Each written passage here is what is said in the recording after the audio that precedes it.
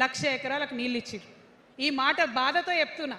నేను కూడా బీఆర్ఎస్ అప్పుడున్న టీఆర్ఎస్కి నేను కూడా నా రక్తాన్ని, నా చెమటని, నా సమయాన్ని కుటుంబంతో పిల్లలతో గడపాల్సిన టైంలో టీఆర్ఎస్ పార్టీ బలోపేతానికి పనిచేసిన వ్యక్తినే నేను కూడా. ఆనాటి కేసీఆర్ వేరు, ఇప్పటి కేసీఆర్ వేరు.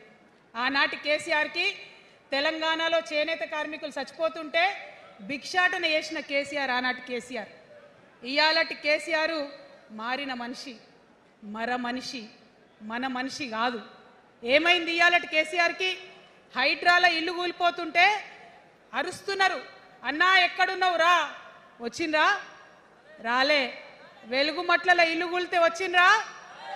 రైతులకు వర్ష బీభత్సమై మొత్తం పొలాలు మునిగిపోతే వచ్చిండ్రా? చేవెళ్ళ దగ్గర బస్ యాక్సిడెంట్ అయితే వచ్చిండ్రా? ఎక్కడ చిన్న కష్టం వచ్చినా ప్రజలకు ఆ సారు రారు, ఆ సారు రారు.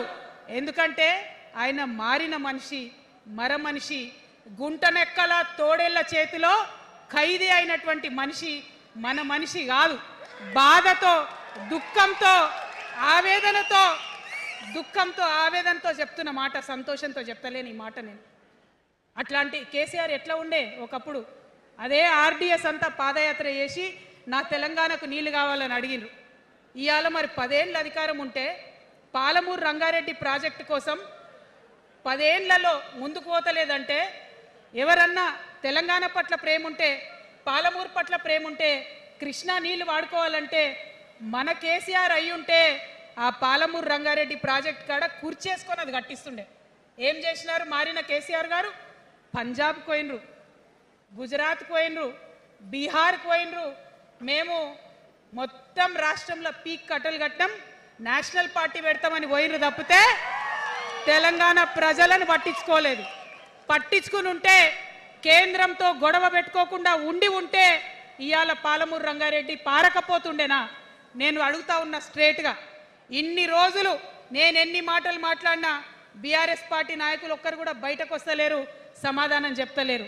దీనికి మీరు సమాధానం చెప్పకపోతే ప్రజలే మిమ్మల్ని బయటకు లాగి సమాధానం చెప్పేటట్టు చేస్తారని కూడా ఈ సందర్భంగా నేను తెలియజేస్తా ఉన్నా. ఒకటే మాట అడుగుతున్నా, మన కేసీఆర్ అయి ఉంటే ఆనాడు తెలంగాణ బిడ్డలు కష్టపడితే బయటకు వచ్చి నా బిడ్డలకు ఇబ్బంది అవుతుందని కొట్లాడిన వ్యక్తి, సింగరేణి గనిలో ఒక కార్మికుడు చనిపోతే అక్కడి దాకా పోయి చూసి వచ్చినటువంటి వ్యక్తి. మరి తెలంగాణ వచ్చినాక ఏమైందా ప్రేమ? అధికారం ముందు మమకారం తగ్గిపోయిందా? ఏం జరిగిందని నేను అడుగుతా ఉన్నా. ఎందుకు ఈ మాట చెప్తా ఉన్నా అంటే, ప్రేమ నాకు కూడా ఉంది. నాకు తండ్రి కావచ్చు, అది వేరే విషయం. కానీ ఒక రాజకీయ నాయకుడిగా వారు ఈ మధ్య రాజకీయ పరిణితి కోల్పోయి మాట్లాడుతూ ఉన్నారు. కేటీఆర్ గారు మాట్లాడిందంటే ఓకే అనుకోవచ్చు, ఆయనకు పెద్ద తెలియదు పాపం. కానీ కేసీఆర్ గారు అనే మాట ఏంటంటే, ప్రజలు తప్పు చేసిండ్రు. ఓకే, ఒక సెకండ్ నేను ఒప్పుకొని దాన్ని, ఒక సెకండ్ అనుకుందాం. ప్రజలు తప్పు చేస్తే నేను ఒక తల్లిగా అడుగుతున్నా. నేను నా కొడుకో మాట చెప్తా, వాడు వినలేదనుకో, కింద పడ్డాడు అనుకో, ఇడిచిపెడతానా? దగ్గర తీసుకొని మంది అనా?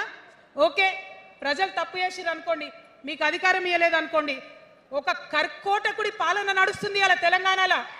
ఇబ్బంది పడుతున్నారు ప్రజలు, గోసపడుతున్నారు, ఏడుస్తున్నారు. ఇండ్లు అన్నీ ఉండి ఇండ్లు గూలగొడుతుంటే, అర్ధరాత్రి ఇంటి మీదకి వచ్చి ఇండ్లు గూలగొడుతుంటే ఆదుకోవాల్సిన అమ్మలాంటి మన పాత కేసీఆర్ ఎక్కడున్నాడు? ఇది మనం అడగాల్సింది. అందుకోసమే నేను ఈ నిర్ణయం తీసుకున్నది.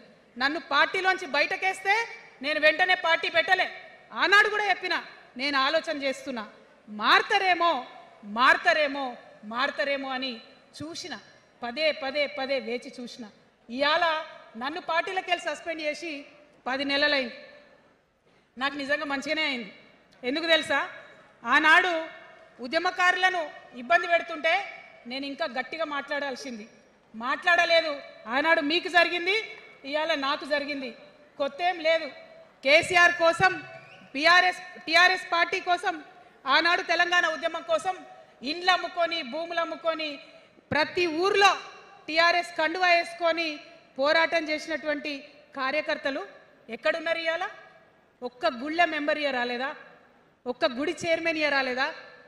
తెలంగాణను వ్యతిరేకించి ఉద్యమాన్ని తొక్కిపట్టి మన మీద లాఠీలు పెట్టి కొట్టినటువంటి వాళ్ళకి తీసుకొచ్చి ఎమ్మెల్యే సీట్లు ఇచ్చి వాళ్ళ అనుచరులు వచ్చి మిడతల దండలాగా మన కార్యకర్తల మీద పడితే తల్లి కోడి కాపాడుకున్నట్టు పిల్లల్ని కాపాడుకోవాల్సిన మన కేసీఆర్ ఏడబోయింది. వచ్చిందా ఎవరికన్నా పదవులు? ప్రతి సంవత్సరం రాష్ట్రం మొత్తంలో పోస్టులు నింపితే 6,000 పైచీలకు నామినేటెడ్ పోస్టులు వస్తాయి తెలుసా?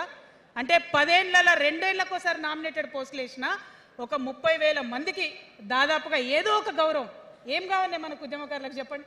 ఏం కావాలి? కండువా వేసుకొని పిచ్చోళ్ళ లెక్క తిరిగినందుకు, మన ఇంటోళ్ళని ఇడిచిపెట్టి తిరిగినందుకు ఇంత మర్యాద కావాలి. మా సార్ నన్ను గుర్తుపట్టిండా, మా పార్టీ నన్ను గుర్తుపట్టింది, నాకేదో చిన్న పదవి ఇచ్చిరని చెప్పుకుంటే ఒక మర్యాద ఉంటుంది. వచ్చిందా మనకు ఆ మర్యాద? ఎక్కడన్నా వచ్చిందా? ఆనాడు అవహేళన చేసిర్రు, పార్టీలకు వచ్చి మళ్ళీ అవహేళన చేసిండ్రు. అంటే ఎప్పుడైతే అధికారం వచ్చిందో అప్పుడు అమ్మతనం పోయింది, ఎప్పుడైతే అధికారం వచ్చిందో అప్పుడు మమకారం పోయింది. అందుకే అంటున్నా, ఆయన మన కేసీఆర్ కాదు, మారిన కేసీఆర్, మరబొమ్మ లాంటి కేసీఆర్. కాబట్టే ఇవాళ నేను నిలబడి యుద్ధం చేస్తా ఉన్నా. ఈ గడ్డకు ఈ తెలంగాణ రాష్ట్రానికి ప్రాణాలు అడ్డం పెట్టుకొని మన ప్రజలను కాపాడాల్సినటువంటి వ్యక్తులు కావాలి, అటువంటి సైన్యం కావాలి. సైన్యం అయిదామా? సిద్ధంగా ఉన్నారా? ఎట్లయితే ఉద్యమం అప్పుడు కడుపు కట్టుకొని కాలు కట్టుకొని పనిచేసినామో ఇప్పుడు అట్లా పనిచేయాల్సినటువంటి అవసరం ఉన్నది. ఇవాళ ఒక్క పాలమూరు రంగారెడ్డి కాదు, కాళేశ్వరంలో జరిగినటువంటి అవినీతి ఒక మాట ఆలోచించాలి. మన కేసీఆర్ అయితే ఏమన్నాడు అప్పుడు ఉద్యమంలో? నా బిడ్డ కానీ నా కొడుకు కానీ తప్పు చేస్తే తీసి పారేస్తా పార్టీలకు వెళ్ళన్నారు. ఇవాళ నేనేం చేసిందే మీకు తెలియదా? నేనేం చేసిన? కాళేశ్వరంలో అవినీతి జరిగిందన్నమాట చెప్పిన. అంటే అవినీతి జరిగిందని చెప్పిన నన్ను బయటేసి అవినీతి చేసిన పందికొక్కుల్ని పక్కన కూర్చోబెట్టుకున్నారు చూడు. అది మన కేసీఆర్ కాదు. ఆత్మలేని మరబొమ్మ ఇప్పుడున్న కేసీఆర్. మన కేసీఆర్ కాదు. మన కేసీఆర్ అయితే కళ్ళెత్తి చూసే ధైర్యం ఉండకుంటుండే, కాళ్ళు మొక్కేటటువంటి తత్వం ఉంటుండే. ఇవాళ అది మన కేసీఆర్ కాదు. కాబట్టే ఎదురుగా నిలబడి కొట్లాడతా. నాతో కలిసి వస్తారా? సిద్ధమేనా? ఇవాళ బీఆర్ఎస్ పార్టీ చేస్తున్నటువంటి అనేక తప్పులు, అనేక అంశాలు ఉన్నాయి. ఒకటి కాదు, రెండు కాదు. ఇది ప్రారంభం మాత్రమే. మొదలు పెట్టినాం, జస్ట్ ఇల్లలికినాం.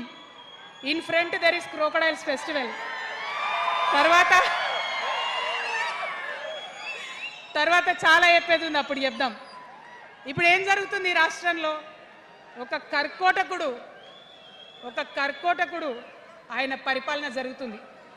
బాధ అనిపిస్తుంది ఒక పొలిటికల్ లీడర్ని కర్కోటకుడు అనాలంటే. కానీ అనక తప్పని పరిస్థితి.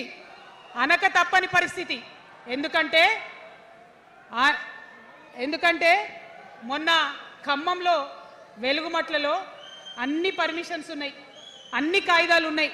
అర్ధరాత్రి పోయి ఇల్లు కూలగొడితే ఒక నిండు గర్భిణి టెన్షన్తోని అబార్షన్ అయిపోతే ఆ తండ్రి ఏడ్చిన ఏడ్పులు, ఆ తండ్రి రోదన ఇంకా కూడా ఈ చెవులకు వినబడుతుంది. కాబట్టి ఇప్పుడున్న సీఎంని కర్కోటకుడనే అంట, హిట్లర్ అనే అంట. 2 నెలల చిన్న పాప పసికందు కుమ్మెర గ్రామంలో చచ్చిపోతే ఇప్పటి వరకు కూడా కేసు పెడతలేరు. హోంమంత్రి కూడా ముఖ్యమంత్రే, ఆయనకు తీరిక లేదు పాపం. చిన్న పసికందు చచ్చిపోతే ఇప్పటి వరకు కేసు పెడతలేరు. అందుకే అంటున్నా, కర్కోటకుడైనటువంటి సీఎం పరిపాలనలో ఉన్నాం. ఖచ్చితంగా కొట్లాడాల్సిందే. మనం ఏదైతే గురుకులాలు ఉన్నాయో వాటిలో విషం పెట్టి పిల్లల్ని చంపుతా ఉన్నారు. అయినా సరే విద్యాశాఖ మంత్రిగా ఉన్న సీఎం మాట్లాడతలేడు. అందుకే కర్కోటకుడు అంటా ఉన్నాం, అందుకే హిట్లర్ అంటా ఉన్నాం. కర్ల రాజేష్ అనేటటువంటి దళిత యువకుడు కస్టడీలో చచ్చిపోతే ఇప్పటి వరకు కూడా దానికి బాధ్యులైన పోలీసులను ఏం చర్యలు తీసుకోలేదు వాళ్ళ మీద. అందుకే కర్కోటకుడు అంటా ఉన్నాం, అందుకే హిట్లర్ అంటా ఉన్నాం. పిడికిలి బిగించి ఇప్పుడున్నటువంటి రాక్షస కాంగ్రెస్ పైన ఖచ్చితంగా కొట్లాడతాం, అందరికన్నా ఎక్కువ కొట్లాడతాం. ఇప్పుడు మనమే ప్రధాన ప్రతిపక్షం అవుతాం, 2 ఏళ్ల తర్వాత మనమే అధికార పక్షం అవుతాం. ఖచ్చితంగా అధికారంలోకి వస్తాం. ఎందుకోసం వస్తాం అంటే నేను ఒక మాట చెప్పాలి మీకు, అందరినీ మనం మాటలు అంటున్నాం కదా, we are opposing everybody, we are criticizing everybody, but what is the solution? Don't oppose without propose అని కాన్షీరామ్ గారు చెప్పారు, నేను చెప్పలే. డోంట్ అపోజ్ వితౌట్ ప్రపోజ్ అని. సో నేను కొన్ని ప్రపోజల్స్ తెలంగాణ ప్రజల ముందు పెట్టాలనుకుంటున్నా. నేను ఈ 3 పార్టీలు అధర్మంతో నిండిపోయినాయి, అవినీతితో నిండిపోయినాయి, బంధుప్రీతితో నిండిపోయినాయి, కుటుంబ అవినీతి పరిపాలనతో నిండిపోయినాయి. కాబట్టి నేను ఒక ప్రపోజల్ చెప్తున్నా. ఈ 3 పార్టీల మీద ఆనాడు భగవంతుడు శ్రీకృష్ణుడు చెప్పినట్టు పాంచజన్యం, ఆయన శంఖం పేరు, యుద్ధంకి ముందు పాంచజన్యం ఎట్లయితే పూరిస్తారో మనం కూడా పాంచజన్యం పూరిద్దాం. ఒక 5 అంశాలను ప్రధానంగా తీసుకుందాం. ఆ 5 అంశాల కోసం ఇప్పుడు కొట్లాడదాం, రేపు ప్రభుత్వంలోకి వచ్చిన తర్వాత మన ప్రజలకు ఇద్దాం. ఏం అంశాలు అవి? మొట్టమొదటిది విద్య. ఇవాళ గవర్నమెంట్ స్కూల్స్ అంటే ఆనాడు కేసీఆర్ గారు స్కూల్ బంద్ చేసుకుంటూ వచ్చారు, అదే రేవంత్ రెడ్డి గారు కొనసాగిస్తున్నారు. ఎక్కడా కూడా ప్రభుత్వ పాఠశాలలలో వసతులు లేవు. వాష్రూమ్ ఉండదు, వాచ్మెన్ ఉండడు, అటెండర్ ఉండడు, పిల్లలే పోయి బెల్లు కొట్టుకోవాలి, పిల్లలే పోయి బాత్రూమ్లు కడుక్కోవాలి, మంచినీళ్ళు ఉండవు, భయంకరమైన పరిస్థితి ఉంది. నేనేమంటా అంటే గుడిని ఎంత పవిత్రంగా చూస్తామో బడిని కూడా అంతే పవిత్రంగా చూడాలి. గుడిని ఎంత పవిత్రంగా చూస్తామో బడిని అంత పవిత్రంగా చూడాలి. కాబట్టి నేను ఒక మాట అంటున్నా, ప్రతి ఊర్లో ఒక బడి ఉండాలి, ప్రతి తరగతికి ఒక టీచర్ ఉండాలి. ప్రతి ఊర్లో ఒక బడి ఉండాలి, ప్రతి తరగతిలో ఒక టీచర్ ఉండాలి. ఖచ్చితంగా అట్లా జరిగినట్టయితే ప్రభుత్వ పాఠశాలలు మంచిగా అవుతాయి. మరి నా పేద మధ్యతరగతి ఆడబిడ్డలు, మా అక్కలు అమ్మలు అనుకుంటున్నారు, అక్క మరి ఆల్రెడీ మా పిల్లలు ప్రైవేట్ స్కూళ్ళలో చదువుతున్నారు, వాళ్ళ సంగతి ఏందని. నేను మాట ఇస్తా ఉన్నా, ఇవాళ మన ప్రభుత్వం వస్తుంది, ఖచ్చితంగా వస్తుంది. ఎందుకంటే ప్రభుత్వంలో వచ్చేది మీ అమ్మ కాబట్టి, అమ్మ జేబు చూడదు, కడుపు చూస్తుంది. అమ్మ జేబు చూడదు, కడుపు చూస్తుంది. కాబట్టి మీ పిల్లలు ప్రైవేట్ పాఠశాలలో చదువుతున్నా, ఎంతవరకు చదువుకున్నా కంప్లీట్గా మీ మీద ఒక్క రూపాయి కూడా భారం పడకుండా చదివించే బాధ్యత మేము తీసుకుంటాం. అది ప్రైవేట్ పాఠశాలలు కానీ, డాక్టర్ కానీ, ఇంజనీర్ కానీ, రాకెట్ సైంటిస్ట్ కానీ మన తెలంగాణ బిడ్డలు చదువుకుంటే ఒక్క రూపాయి కూడా పేద మధ్యతరగతి వాళ్ళ మీద భారం పడకుండా ఉచిత విద్యను అందించే బాధ్యత నేను నా తెలంగాణ బిడ్డల కోసం తీసుకుంటా అని ఈ సందర్భంగా తెలియజేస్తున్నా. ఇవాళ పరిస్థితి ఏంటిది? యూనివర్సిటీలో ఉన్న పిల్లలు అంతకుముందు తెలంగాణ రాకముందు నేను చూసిన రక్తం అమ్ముకునేది డబ్బులు లేకపోతే. ఇవాళ ఏం చేస్తున్నారు? బావర్చి కాడ గిగ్ వర్కర్ లెక్క గోడ మీద కూర్చొని వెయిట్ చేస్తున్నారు. అవునా కదా? ఎందుకంటే ఆ గిగ్ వర్కర్ చేస్తే అంతో ఇంత పైసలు వస్తాయి, పేరెంట్స్ మీద ఆధారపడకుండా ఉండొచ్చు అని. మరి యూనివర్సిటీలను పట్టించుకున్నామా? బీఆర్ఎస్లో ఉన్నప్పుడు 10 ఏళ్ళు ఒక్క రూపాయి కూడా ఇవ్వలేదు యూనివర్సిటీకి. ఆ యూనివర్సిటీ మిత్రులకు, పాఠశాలలో ఉన్నటువంటి వారందరికీ నేను ఒకటే ప్రపోజల్ చేస్తున్నా, మీరు ఎంత చదువుకుంటారో చదువుకోండి, ఒక్క రూపాయి కూడా మీ మీద భారం పడకుండా చదివించే బాధ్యత తెలంగాణ రాష్ట్ర సేన తీసుకుంటుంది. ప్రైవేట్ పాఠశాలలు కూడా బాగుంటాయి, ప్రభుత్వ పాఠశాలలు కూడా బాగుంటాయి, కానీ భారం తల్లిదండ్రుల మీద పడదు. అది మీ అమ్మ ప్రభుత్వంలో జరగబోతుందని, మీ తల్లి ప్రభుత్వంలో జరగబోతుందని మీకు మాటిస్తా ఉన్నా. సెకండ్, మనకేమవుతుంది? మన తెలంగాణలో పేద మధ్యతరగతి ప్రజలకు ఏమవుతుంది? ఎవరన్నా ఇంట్లో రోగం వస్తే, ఒక యాక్సిడెంట్ అయితే ఇల్లు గుల్లవుతుంది. అందుకే ఆలోచన చేసి వైద్యం గురించి ఒక నిర్ణయం తీసుకున్నా.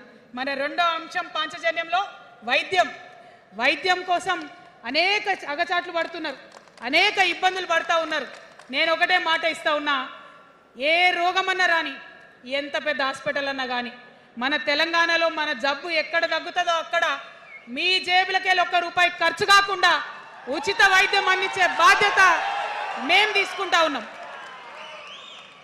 ఉచితంగా విద్య ఇచ్చి, ఉచితంగా వైద్యం ఇచ్చినాక నా తెలంగాణ బిడ్డల మీద నాకు నమ్మకం ఉంది.